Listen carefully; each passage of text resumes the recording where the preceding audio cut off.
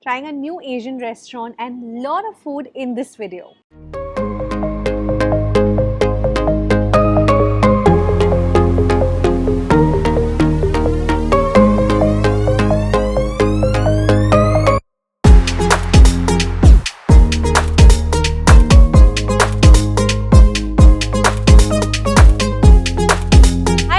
Welcome to SugarSpiceNice. My name is Shweta, and in this video, I'm taking you with me to a fancy new restaurant in Goregaon in Mumbai. I'm here at the Radisson in Goregaon, and the place that I'm visiting today is called Goma. This is a fine dining Asian restaurant and one of the few such experiences that this part of the city has to offer. So when they invited me over, I was like, okay, let me go check it out. The minute you enter this place, you get that fine dining sort of feel, and that reflects in the overall decor of this place. For sure. The colors, the ceiling, the decor, everything is speaking like a really fancy outing to me. And in terms of tables, there are the longer tables for the bigger groups, and then there are the smaller, more cozy ones. There's also sofa seating. And the other good thing is that the tables are like really spread out. They're not cramped or stuck to each other, which is what is giving it that even bigger, even more finer approach, if I can say so. A part of the kitchen is also visible while you're seated here, so that entire live kitchen feel, which is what most fancy restaurants have these days,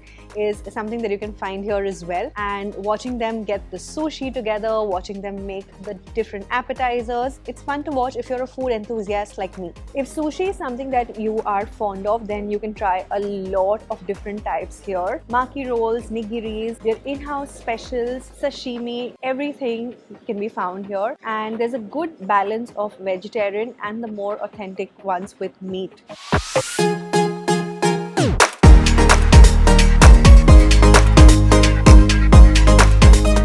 Let me take you to one of the most stunning areas inside this restaurant. It is their bar area, and it's not just a tiny bar setup, it's an entire room.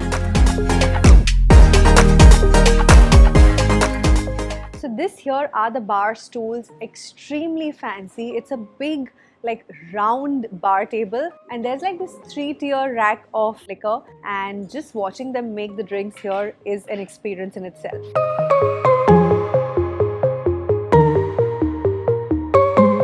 Alright, so this mocktail is not just so beautiful to look at, it's also got a very interesting flavor profile. So this is blue pea tea, and this is also infused with lemongrass, some lime juice. So I think it's going to have a really interesting flavor. It's not feeling like anything close to tea, but the flavor is so soothing. It's not like one of those drinks which you have and you get like a burst of energy. It's the kind of drink that you sit and sip by the pool and relax. I think for the first couple of seconds, I was just mesmerized with the way the drink looked, especially the color. The color after like infusing something with blue pea flower is just so gorgeous. And even for like the garnish, there's a lychee on top with a silver work. So this drink is all kinds of fancy, but it's a very soothing drink to say the least. This is a berry infused drink which has such a beautiful presentation. It's topped with different berries and also rose petals. And when they serve, they told me they do something special when they serve. So yes sir. That whole aroma of rose water is just all over. That's what he sprayed, and this is like a moment for me, because not only is the drink so beautiful, but I'm completely like in a relaxed state of mind right now. That previous drink put me by the pool, and this one is a bed of roses. This is called Refreshing Anthracene, and it is so loaded. They've muddled a lot of berries together, and that's why it has this stunning color, and everything that is added on top is just making it look so beautiful. Probably one of the prettiest mocktails I've seen in a long time. It's literally the tartiness of berries on one hand and the flavor of rose petals on the other. Because rose petals can be like really potent in terms of flavor. It's amazing. The drinks are just so beautiful, I couldn't resist from posting them on my Instagram. So in case you guys are not following me on my Instagram, you totally should.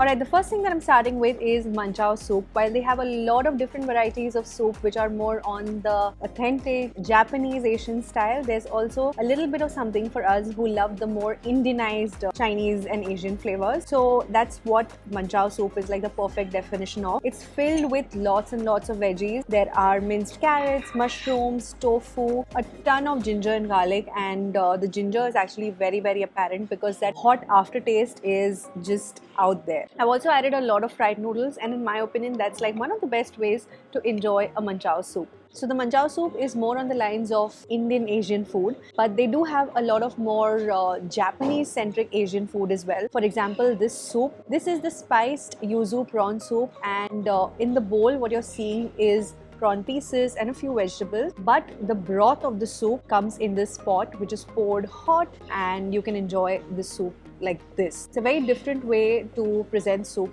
The next course is here, and we have dim sums and baos. First is this very authentic, very original looking mushroom bao. The presentation is really something. Like, they've taken care of so many finer details, like having a little bit of the mud at the base of the mushroom. So this is not a real mushroom, obviously it's a bao which is shaped like a mushroom. Kudos to the presentation. And it's stuffed with mushrooms inside, mushrooms which are probably sauteed with a few other vegetables. And then we have dim sum. This is the edamame and truffle one, and this is actually in a Beijing sauce, poached water chestnut dim sum. I'm trying the edamame and truffle oil one first. I think the covering is just super thin, very nicely done, and inside the stuffing is really creamy as well. This one is in a Beijing sauce, and there's water chestnut inside, and there's a little bit of the red chili which is super fiery. Trying this. That sauce is exceptional. It's sweet, it's sour, it's not too fiery, and it's just such a beautiful tangy flavor. I think I like this dim sum better than the edamame one.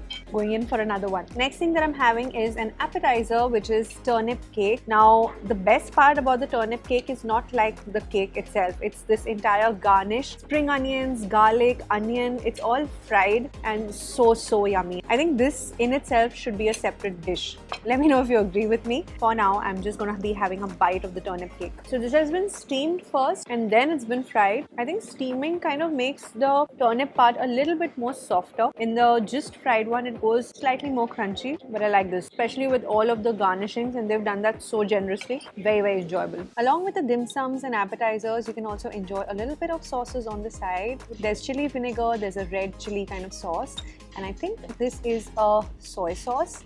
But what is cute is the bowls in which you can serve these out in. Alright, it's time for mains, and I have three different things here. Firstly, there is fried rice.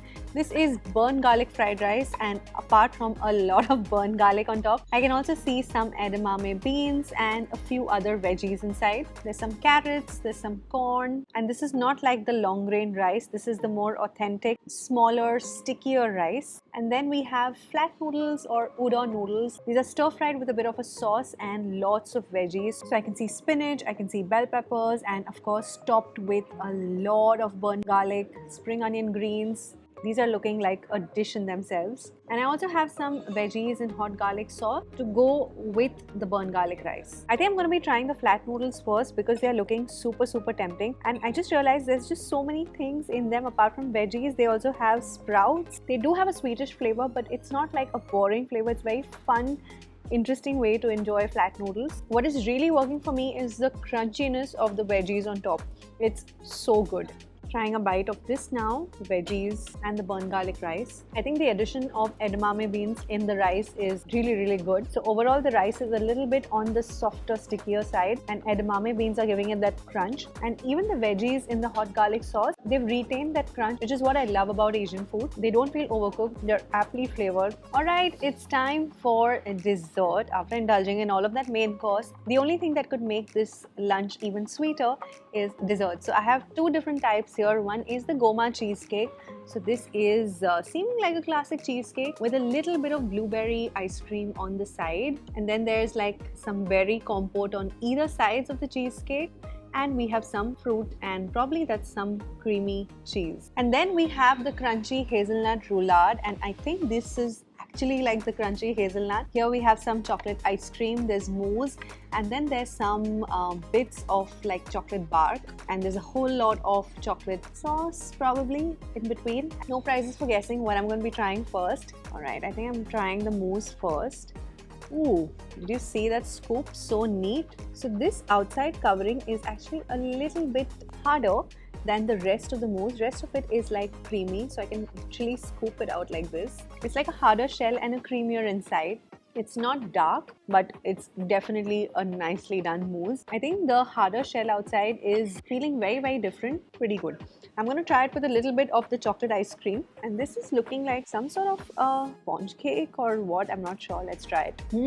No such a thing as too much chocolate. All of this together, topping it up with some little bit of crunchy hazelnut. Oh my god. This crunchy hazelnut is the best thing in this platter. It's actually feeling like, you know, somebody coated a crispy cone with lots of hazelnut sauce, and that's what I'm having. I realized this is not really chocolate sauce, it's ganache. Trying a bit of the chocolate bark. For me, I remember this platter for the crunchy hazelnut. Now trying the cheesecake. It's a plain cheesecake. Blueberry flavor is by having some blueberry ice cream on the side or by enjoying it with some compote. Gotta try some of these fruits. Let me know what is your preference. Cheesecake or like a classic chocolate based dessert like a mousse or something. I'd love to know. Tell me in the comments. So I think for me, Goma has definitely been a really fun fine dining experience. The whole place, the whole vibe, it just spells luxurious and fancy. And even the food, there's some really interesting things that I tried and enjoyed here. I think for me, the dim sums did stand out. I particularly enjoy dim sums when they're nicely done, and these ones, the covering was like melt in your mouth, and especially that one with the water chestnut and the sauce, it was so good. Even the mains, I couldn't stop having the udon noodles. They were so beautifully flavored and delicious. The drinks, the dessert, overall I think this is a really good, a really fun experience. I'm going to leave all of the details of the place along with their location and their prices and stuff in the description box below, so make sure you check that. And I hope you guys enjoyed this video. If you want to see a video on more fun Asian restaurants that I've been trying in Mumbai, then let me know in the comments below so I can share that with you guys as well. And that is really it. Don't forget to give this video a like, share it with your friends and family, and subscribe to my channel for more. And I will see you in my next video. Bye!